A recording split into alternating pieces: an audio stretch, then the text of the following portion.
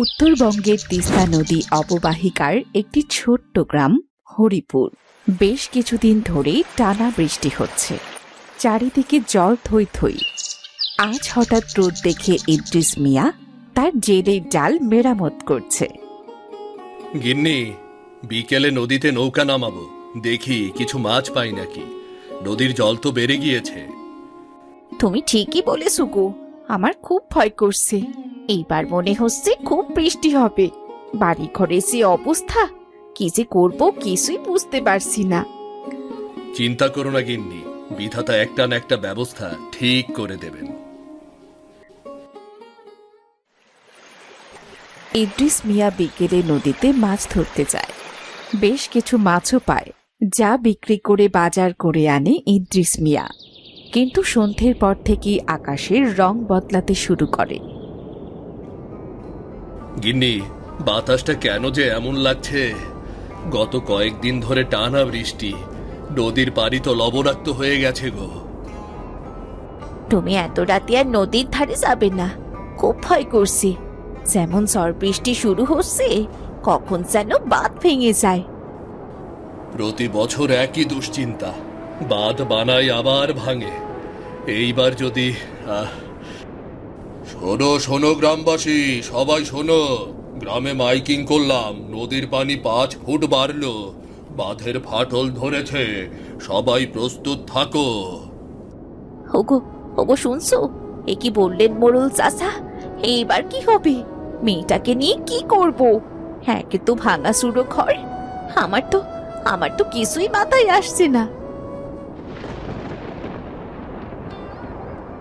ওগো, দেখো প্রবল বেগে বিদ্যুৎ চমকাতে শুরু করেছে গো। ওগো, এ তো এক ঝলকে দেখা যাচ্ছে স্বর্গ আর মর্তের কোনো ফারাক নেই।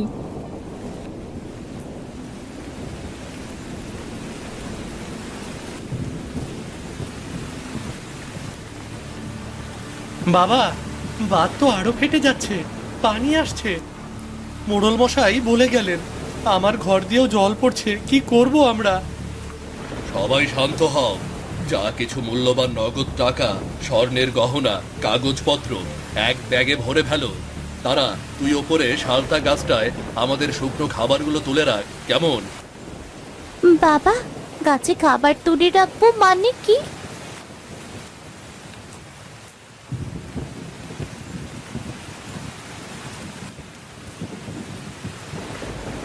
বাবা, প্রয়োজনীয় সব কিছু করে নিয়েছি। সজল, দে বাবা দড়িটা, তুই আর তোর মা।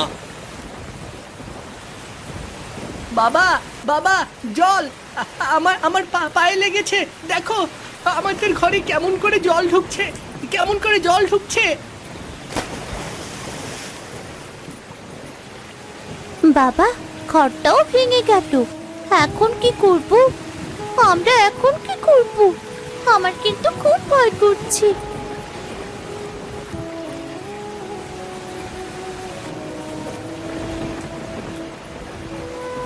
ওগো, আমরা সব গুছিয়ে নিয়েছি প্রয়োজনীয় জিনিস এই ব্যাগে।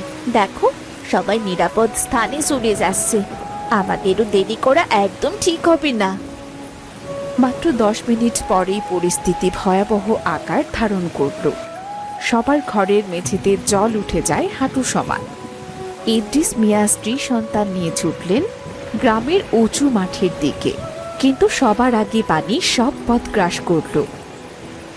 ওগো ওগো, রাত গভীর হচ্ছে, জল তো বাচ্চাদের বুক পর্যন্ত চলে এসেছে। কোথায় যাব? নৌকো তো নেই। কোথায় পুকুর, কোথায় রাস্তা, কিছুই তো বুঝতে পারছি না। বাবা, খুব শীত করছে, মনে হচ্ছে মরেই যাব বাবা, শীত করছে।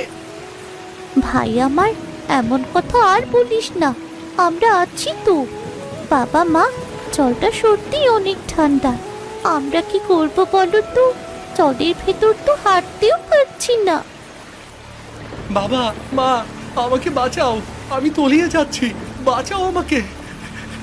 এখানে এখানে মনে হচ্ছে অনেক গর্ত, অনেক গর্ত। ভয় পাস না বাবা, ভয় পাস না, আমি আছি, হাতটা দে। আর একটু হলেই মারা যেতাম। এমন কথা বলিস না বাবা। ওগো, রাত তো অনেক গভীর হয়ে এসেছে। আমাদের মোড়লের ভাঙাচোরা বাড়িতে যেতে হবে। ওখানকার জমিটা উঁচু, তাড়াতাড়ি করো। মধ্যরাত, বৃষ্টির তীব্রতা আরো বেড়েছে। গ্রামের নিচু এলাকার মানুষ ছুটছে উঁচু আশ্রয় কেন্দ্রের দিকে। ইদ্রিসের পরিবার যখন মোড়লের ভাঙা বাড়িতে পৌঁছলেন, তখন সেখানেও জল উঠে গেছে। ওগো, ওগো, এবার কোথায় যাব আমরা? এইদিকে বাড়ি ফিরে যাওয়ারও আর কোনো পথ নেই। মনে হচ্ছে সন্তানদের নিয়ে জলে ডুবে মরতে হবে। বাবা, ওই দেখো, কত মোটা একটা বট গাছ। গাছটা অনেক উঁচু।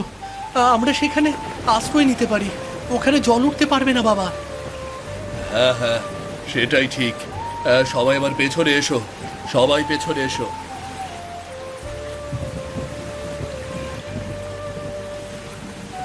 পানির স্রোত খুব দ্রুত বয়ে যাচ্ছে। ইদ্রিস প্রথমে দড়ি দিয়ে গাছের গুড়ি বেঁধে সবাইকে উঠতে সাহায্য করেন। গাছের পুরনো একটা মজবুত ডাল ছিল, প্রায় 20 ফুট লম্বা, আগা দুদিকে 2 ভাগ, আর সেই ডালেই তাদের আশ্রয়। কিন্তু আমাদের মাথায় তো জল পড়ছে বাবা। এক কাজ করলে কেমন হয়? এই গাছের ডালে সুন্দর করে ছাউনি দিয়ে নি, তাহলে মাথায় জল পড়বে না। না হলে বৃষ্টিতে ভিজে সবাই তো অসুস্থ হয়ে যাবো। দিদি ঠিক কথা বলেছে মা, কিন্তু ছাউনি দিবে কি দিয়ে? ওগো, ওগো, শুনছো? ওই দেখো, ওখানে অনেকগুলো ভাঙাচোরা টিন রয়েছে, আর কিছু কাগজও রয়েছে। ওটা দিয়ে কিছু একটা ব্যবস্থা করা যায় না? তোমরা নিচে যেও না, আমি দেখছি। জল প্রায় বুক সমান হয়ে গেছে।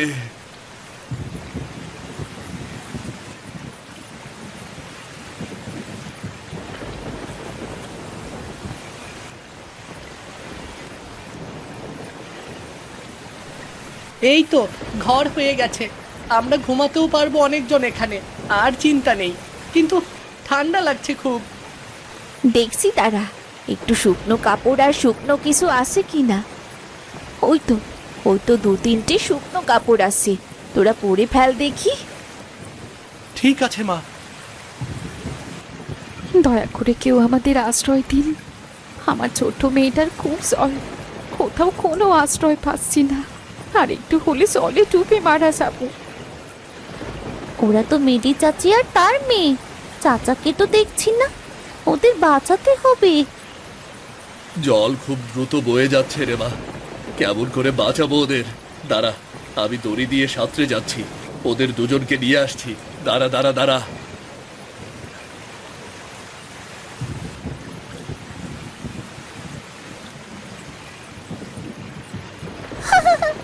আমার খুব ভয় করছে চাচা। বাবা কোথায়?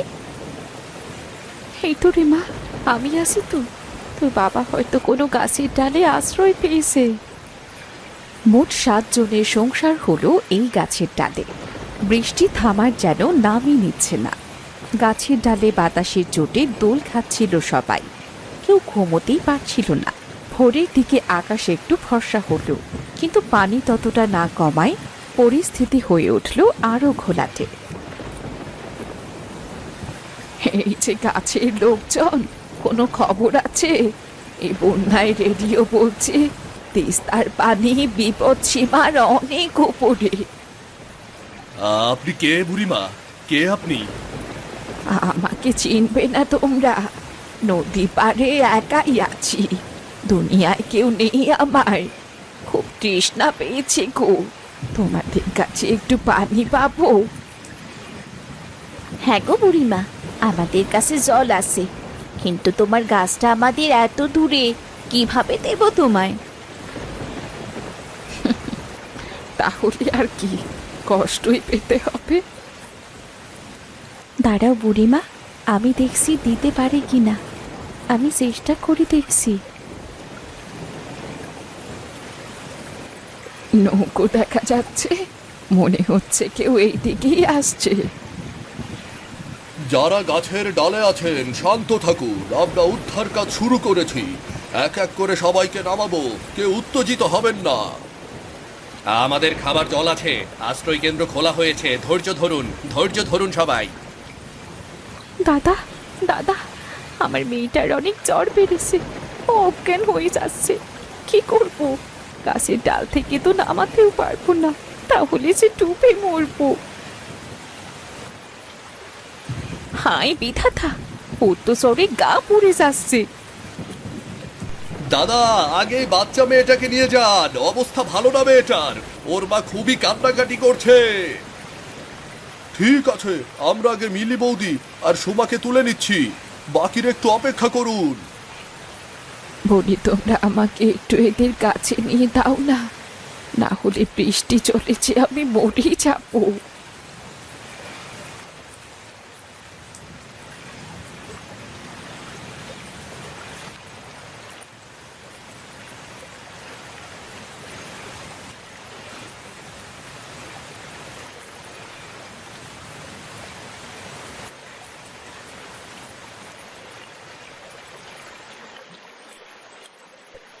সকাল ৮টা। বৃষ্টি কিছুক্ষণের জন্য থেমেছিল, কিন্তু পানি এখনো কয়েক ফুট ওপরে। ইদ্রিসে পরিবার আর বুড়ি মিলে ৬ জন। গাছের ডাল ভিজে নরম হয়ে এসেছে, ডাল ভাঙার উপক্রম, ওপরে উঠে বসতেও কষ্ট হচ্ছে।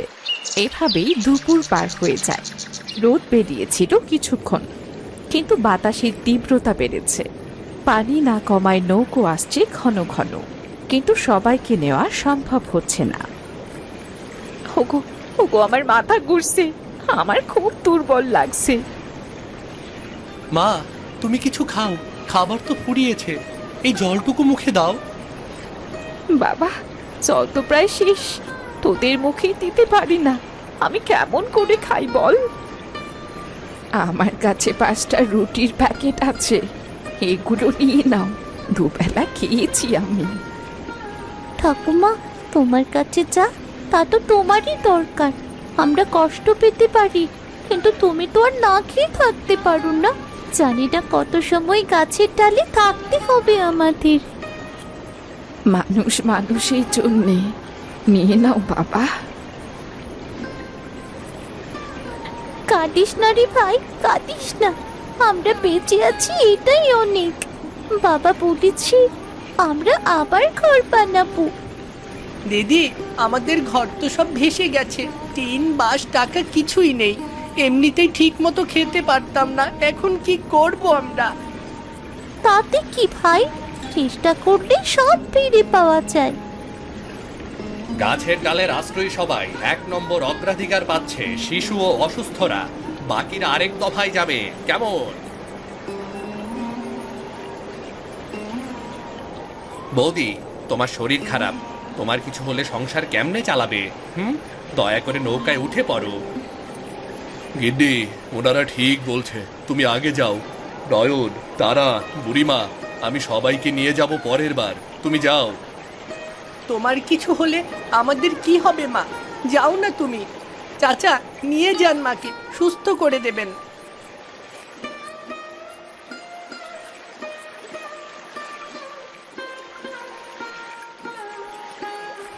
দেখতে দেখতে সন্ধে নেমে এলো। হঠাৎ আবারও বৃষ্টি শুরু হলো, এইবার বজ্রসহ। নৌকো চালনা বন্ধ। গাছের ডালে থাকা ইদ্রিস, নয়ন, তারা, সজল আর বুড়ি 5 জনের সাথে যোগ দিলেন জবেদা খাতুন ও আইনুল হক। ইদ্রিস, তোমাদের ডালে একটু জায়গা হবে? আইনুল চাচা, তুমি তো আমাদের গ্রামের মুরব্বী, উঠে আসো উঠে আসো, দাঁড়াও দাঁড়াও দাঁড়াও, দড়ি দিচ্ছি, আমরা সবাই কষ্ট করে জায়গা করে নেব।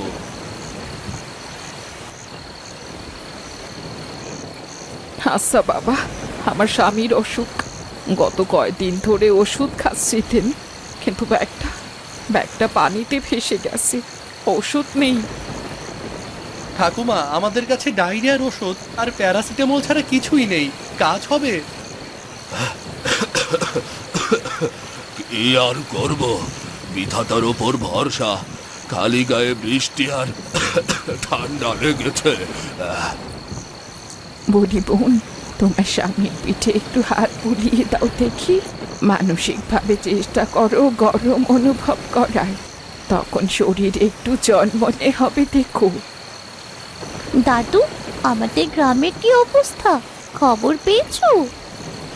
তেমন ভালো না মা, বাজার তলিয়ে গেছে, অনেক মানুষ এখনো উদ্ধার হয়নি। শুধু রেডিওতে শুনলাম মোড়ল মশাই উদ্বেগ প্রকাশ করছেন। চাচা, আমার সারা জীবনের সঞ্চয়, এই সঞ্চয় দিয়ে নতুন নৌকা কিনেছিলাম, সব ডুবলো। এখন কি মুখ নিয়ে বাচ্চাদের দিকে তাকাবো, কি মুখ নিয়ে তাকাবো? ধৈর্য ধর বাবা, আগে বাঁচি, তারপর অনেক কিছুই করা যাবে। তুই তো সবচেয়ে শক্ত মানুষ এই গ্রামে, এটা সহজে ভাঙ্গিস না, কেমন? রাত ৯টা, ঝড় বেড়েছে, সবাই অনেক ভয়ে আছে। মাঝরাতে হঠাৎই একটা ডাল ভেঙে পড়ে। জল আরো ২ ফুট বেড়েছে। বাতাসের বেগ ঘন্টায় ৭০ কিলোমিটার। হঠাৎ কি শব্দ? বাবা, গাছের ডালটা যেখানে আমরা বসে আছি সেটা ফেটে যাচ্ছে বাবা। দেখো, ফাটল ধরেছে। বাবা, আমরা কি মরে যাব বাবা? শান্ত হও, শান্ত হও সবাই। এক জায়গায় ভিড় করো না, ওজনের ভার নাও কমিয়ে দাও। শুধু বাচ্চারাই ছাউনির নিচে থাকুক, আমরা বড়রা বরং অন্য ডালে চলে যাই। নয়ন বাবা, দড়ি নিয়ে যা, ওই পাশের গাছটার সাথে এই ডাল বেঁধে দে তুই, তাহলে ভাঙলেও ঝুলে থাকবে বাবা। আচ্ছা বাবা। বাবা, পারছি না, একা আমার দ্বারা হবে না বাবা। এই নাও, এই শাড়ি দিয়ে মোড়ানো দড়ি, এটা শক্ত করে বাঁধো।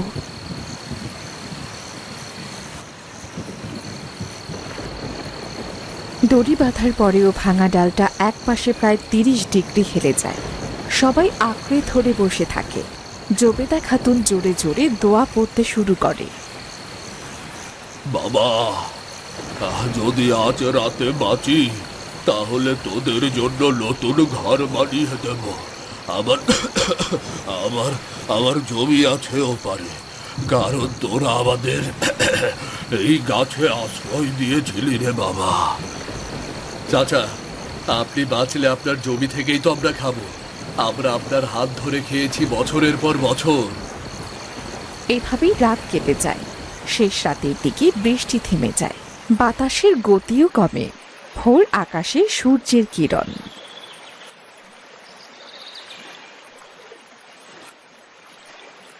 ওই যে নৌকা আসছে। দাদা, তোমার স্ত্রী এখন সুস্থ আছে, তুমি এখন সবাইকে নিয়ে নৌকায় উঠে পড়ো, নিরাপদ আশ্রয় কেন্দ্রে পৌঁছে দেব। চলুন, সবাইকে নিয়ে যাই। আশ্রয় কেন্দ্রে গরম খাবার আর শুকনো কাপড়ের ব্যবস্থা করেছি।